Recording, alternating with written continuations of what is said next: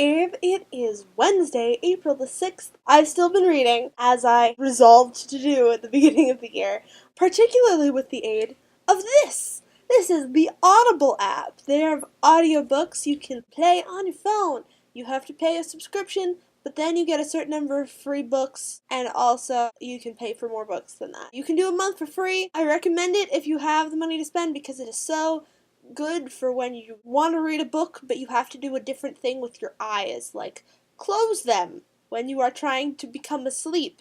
That's mostly when I do this. What I've listened to recently is all 4 main books and 2 auxiliary books of the Lunar Chronicles, a series by Marissa Meyer. And what I want to do today is talk to you guys a little bit about those. Obviously, I liked them because I read 6 of them. The books individually are called Cinder, Scarlet, Cress, and Winter. They are science fiction fairy tale retellings, which, is a checklist of everything that I like about books, right? I love my sci-fi princess books. As everyone who's heard me go on and on about the selection will know. I'm going to try to keep this spoiler-free, which is hard because I have a lot to say about my children. Cinder is the first book, and it's also above and away the worst book. It's super predictable. It's enjoyable. Clearly I listened to it, and then I listened to the next one. But the plot is kind of paint by numbers. The big twist at the end, I'm not going to tell you what it is, but, other major gripe I have is that the prose throughout all of the books is a little bit not amazing. For the most part, it's not even really noticeable. It's just there. But there are phrases that the author uses repeatedly, and by repeatedly I mean constantly, and by constantly I mean by the end of Winter I was like, stop saying that he quirked his eyebrow! Stop saying that she listed her head! I cannot even stand these turns of phrase anymore. Somebody else is gonna use them just totally innocently, just once in their book, and I'm gonna die. You got to do this. I'm a good person. The author pulled a Dumbledore and is like, Torrin is gay.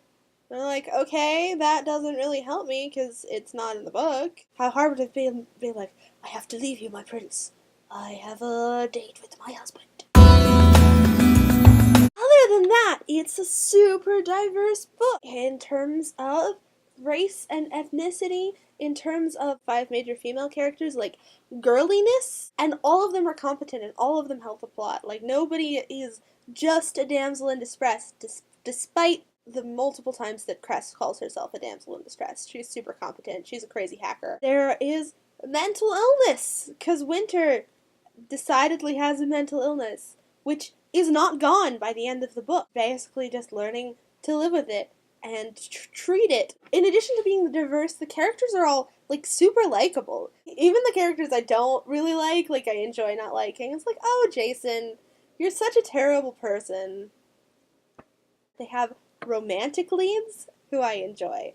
Even in the selection, which I love. Aspen and Maxon, I never, connected with them. I was like, okay, I can see why America likes you. I can see why you would be good for her. Your presence on the page doesn't make my heart go flutter. But, every interaction between Cinder and Kai, particularly after the first book, they're just so perfect for each other. And even Wolf, who I did not expect to like, I was like, super aggressive macho man, he's gonna be just a total dickwad the whole time. And then he turns out that he's, super sweet and really likable. And then the girls are all great. Scarlett Benoit, she should marry me right now. And Thorn, who's the only character who's, an obvious cliche. He's the Captain Jack Harkness / Jack Sparrow. He's this captain who's an outlaw, and he's full of braggadocio, and he has a little bit of depth, but it's kind of, exactly the depth that you expect it to. But, I really like that character type. Yeah, they're just really fun people to go on this adventure with. The romance really is secondary, and it drives the character motivations, but the main thing is the politics, and is the plague, and is the science fictionalness. For the most part, when people write short stories that are, connected to their big franchises, they're usually money-grabbing, dearth of creativity. Looking at you, Prophet of Yonwood. But these are actually really good. I cried. Why would I cry reading these ancillary short stories? I didn't think I was gonna like these nearly as much as I did. That's it for now, Abe. I will see you on Saturday.